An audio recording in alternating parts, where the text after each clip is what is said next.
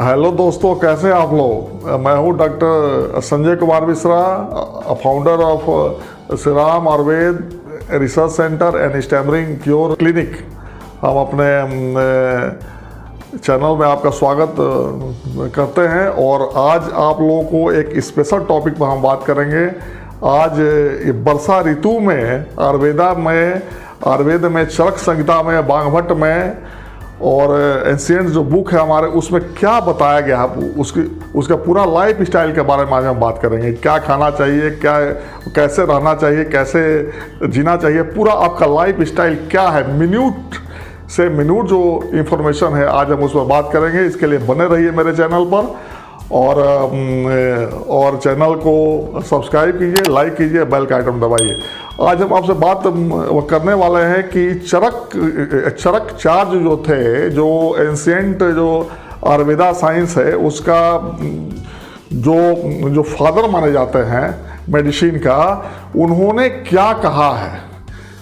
मैंने उसको पढ़ा तो मैं देखा कि हमको आप लोगों को ये बात बताना चाहिए। उसके बाद मैंने इस वीडियो को बनाने का निर्णय लिया। तो उसमें हम आपको पॉइंट बाय पॉइंट बता रहे हैं कि इसमें क्या उसमें होना चाहिए। तो मैंने उसमें चरक संहिता का 5वां अध्याय जो है उसमें वर्णन है कि वर्षा ऋतु जो है, जो आमतौर पर जून और जुलाई का महीना होता है, उसमें क्या आपका लाइफ स्टाइल होना चाहिए। तो उसमें पॉइंट बाय पॉइंट बता रहे हैं कि कैसे उसमें रहना चाहिए। तो पहला उसमें है कि वर्षा ऋतु में जो है आपको जो बारिश के कारण जो है पानी पड़ने से वातावरण में जो नमी आता है, जो नीचे से जब पानी जब ऊपर से पड़ता है, ज़मीन से जब भाप निकलता है, तो एक तरीक़ा से उससे जो बॉडी का जो है ना टेम्परेचर, भीतर का अग्नि जो है वो मनुष्य का उसमें मंद पड़ जाता है। उसके पूरा वातावरण के चलते ऐसा वातावरण ही होता है। ये चरक संहिता में है लिखा हुआ कि उसके वातावरण के चलते व्यक्ति का अग्नि जो है उसका मंद पड़ जाता है। अग्नि मंद होने के चलते, अग्नि मतलब एपेटाइट, आप समझिए कि एपेटाइट, भूख लगना जिसको है, वो अग्नि मंद पड़ जाता है, भूख नहीं लगता है। उसके चलते भोजन का विपाक सही नहीं होता है, भोजन ठीक से नहीं पचता है, इसके चलते गैस उत्पन्न होता है। तो बेसिक कंसेप्ट यही है कि आपका जब भूख नहीं लगेगा तब आपका भोजन ठीक से, आप भूख नहीं लगेगा तो भी आप खाइएगा। एक खाने का एक पैटर्न होता है, आदत होता है टाइमली खाना, भूख नहीं लगा फिर भी हम खाए, तो अग्नि आपका मंद है, भूख आपको लगा नहीं, पेट में भोजन गया तो ठीक से वो पचता नहीं है। इसके ठीक से नहीं पचने के चलते आपको गैस होता है। इसीलिए वर्षा ऋतु में कहा गया है कि इसके कारण क्या होता है कि वायु का प्रकोप होता है। गैस मतलब वायु, आप इसे कोरिलेट कीजिए। इसीलिए इसको वायु का प्रकोप और वात का प्रकोप, इसको वात का प्रकोप भी आप मान सकते हैं। अग्नि के मंद होने से वात का प्रकोप होता है। तो आहार विहार जो मेरे चरकाचार्य ने बताया है कि वात नाशक आहार विहार, जिससे कि एपेटाइट आपका बढ़े और वात का प्रकोप भी आपका ठीक हो, इस तरीका के एक सम्यक योजना चरक ने बनाया और बाघभट्ट ने बनाया। उसके बारे में आज हम आप लोगों को पॉइंट बाय पॉइंट बताने जा रहे हैं। तो जैसा कि है कि वर्षा ऋतु में हम पहले बताएंगे कि क्या नहीं करना चाहिए। वो ज़्यादा इंपॉर्टेंट है कि क्या नहीं करना चाहिए, जो आम पब्लिक को नहीं पता है कि चरक संहिता और बाघभट्ट आचार्य ने जो कहा है वो आम पब्लिक को नहीं पता है कि क्या नहीं करना चाहिए। तो पहला पॉइंट कि क्या नहीं करना चाहिए, दिन में नहीं सोना चाहिए। बिहार में, आहार तो अलग है, ये बिहार है, आयुर्वेदा के अनुसार बिहार है। दिन में कभी नहीं सोना चाहिए। क्यों? दिन में सोने से देह में भारीपन होता है। अब कारण क्या है? क्लेद बढ़ता है, उसको कहा गया क्लेद बढ़ता है, वेट बढ़ता है। तो एक तो आपका भूख नहीं लगता है आपको, ऊपर से आप दिन में सो गए तो आपका और जो है एपेटाइट कमजोर होगा। इसलिए दिन में नहीं सोना चाहिए। आपको रात में नहीं जगना चाहिए ज़्यादा, वात बढ़ता है।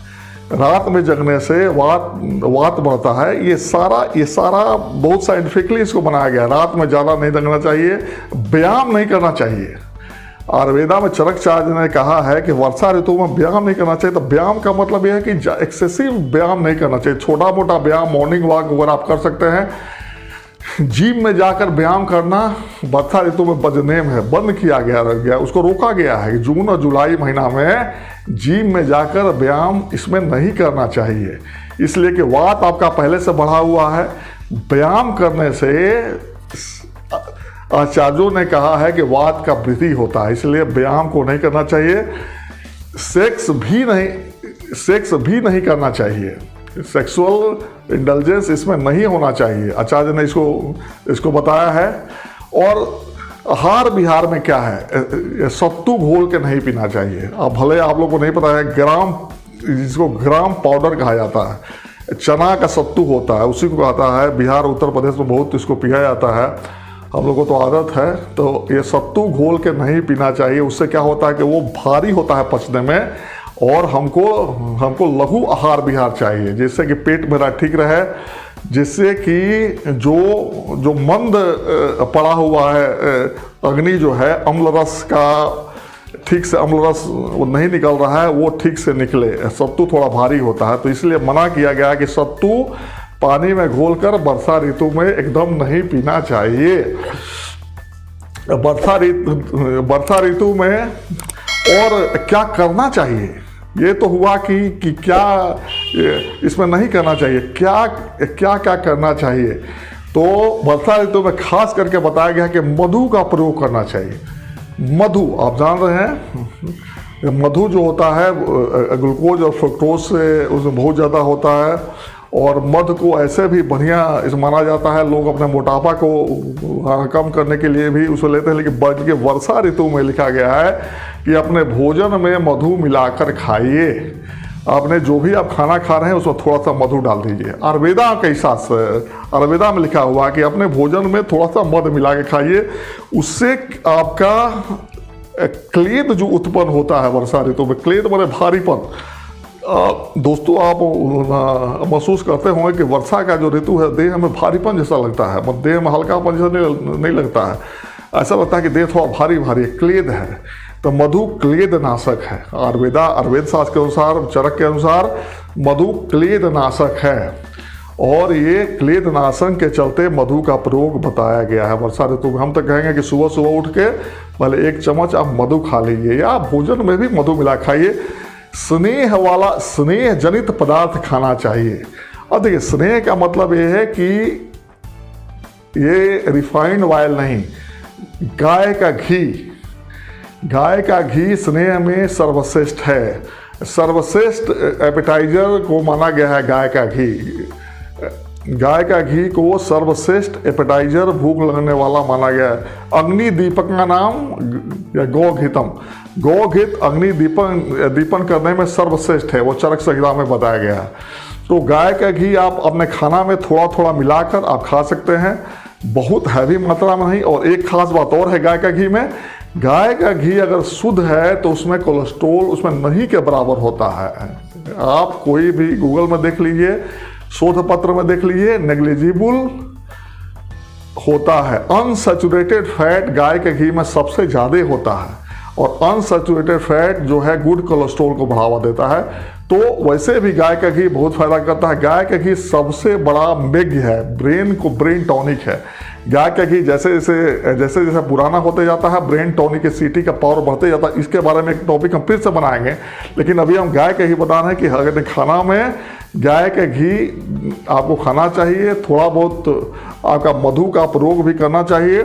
और आपको वर्षा में आपको जो है साधारण स्तर से जो सामान्य जो खान पान है, वो सामान्य खान पान का प्रयोग आपको इसमें करना है। इसमें हल्का खाना खाना चाहिए। अग्नि दीपक सबसे खास बात इसमें बताया गया, बांग भट्ट ने स्पेशल बताया है कि अग्नि दीपक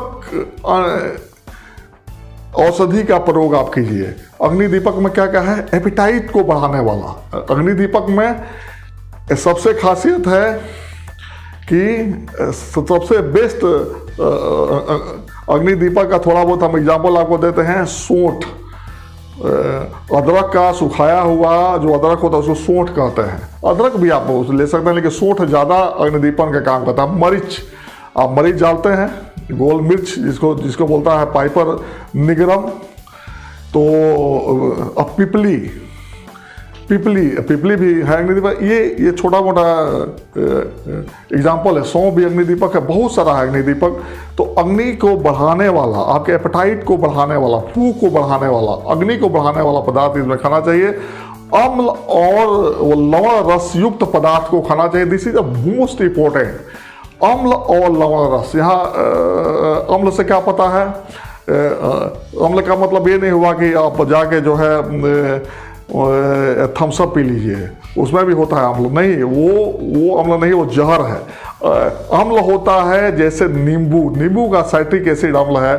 कीवी फ्रूट, जो भी अम्ल मतलब सिट्रस फ्रूट, जो भी अम्ल है सिट्रस फ्रूट, वर्षा ऋतु में सिट्रस फ्रूट का इस्तेमाल जितना ज़्यादा कीजिएगा उतने ज़्यादा आपको फायदा होगा। अम्ल को माना जाता है कि कार्डियक प्रोटेक्टिव भी है। ये नींबू और ये सिट्रस फ्रूट वगैरह जो है ये कार्डियो प्रोटेक्टिव भी माना जाता है। और चरक संहिता में स्पेशल कहा गया कि अम्ल का पदार्थ ज़्यादा खाइए और लवण खाइए, साल्ट का इस्तेमाल ज़्यादा कीजिए, मतलब लवणीय पदार्थ जिसमें साल्ट ज़्यादा हो। अब देखिए, अब साल्ट के बारे में भी हम थोड़ा सा विस्तार से बताना चाहते हैं।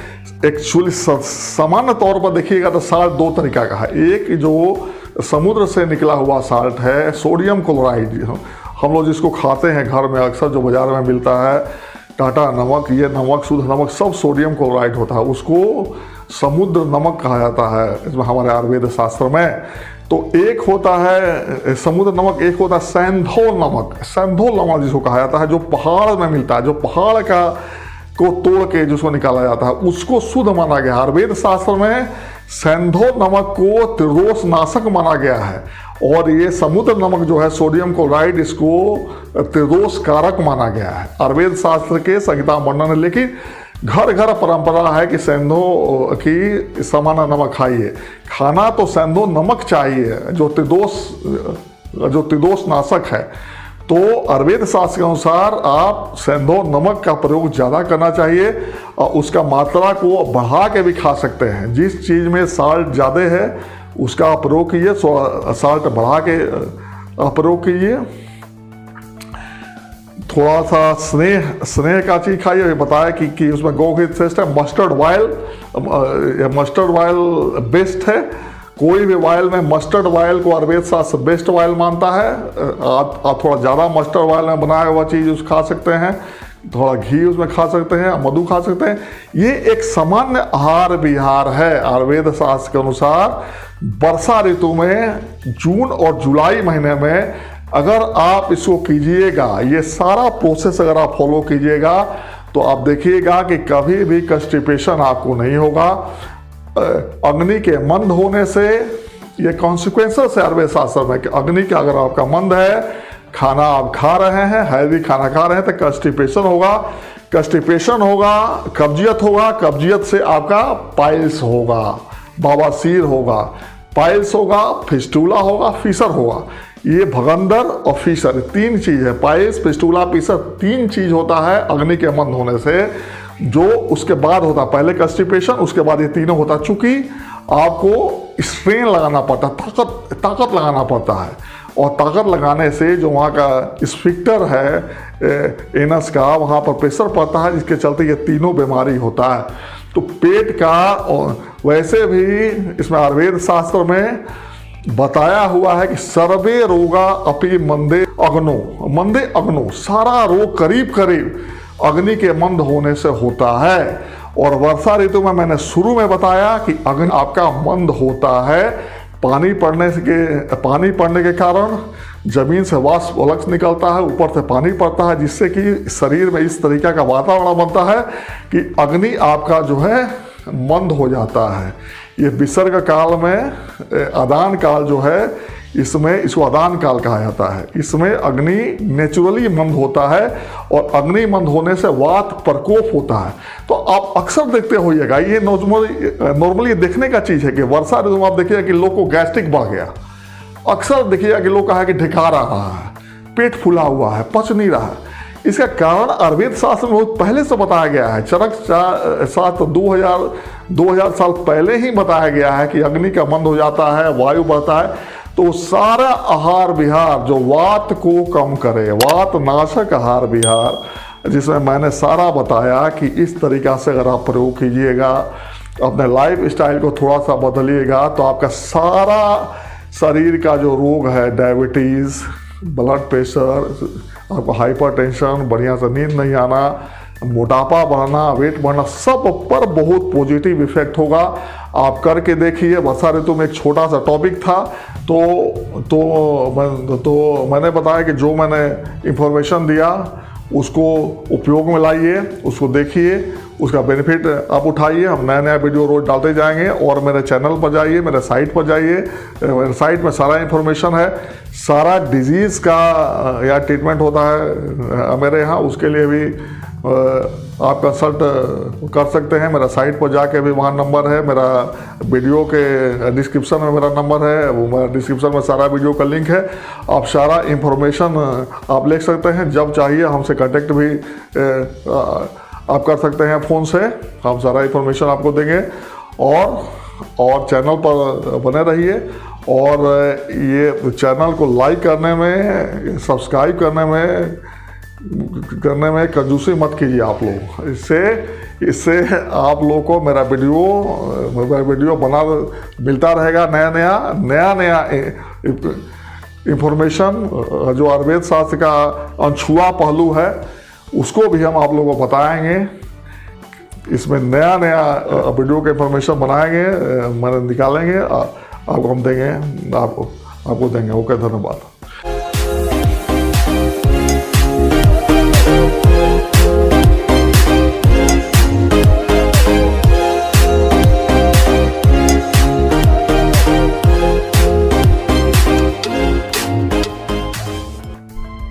to change your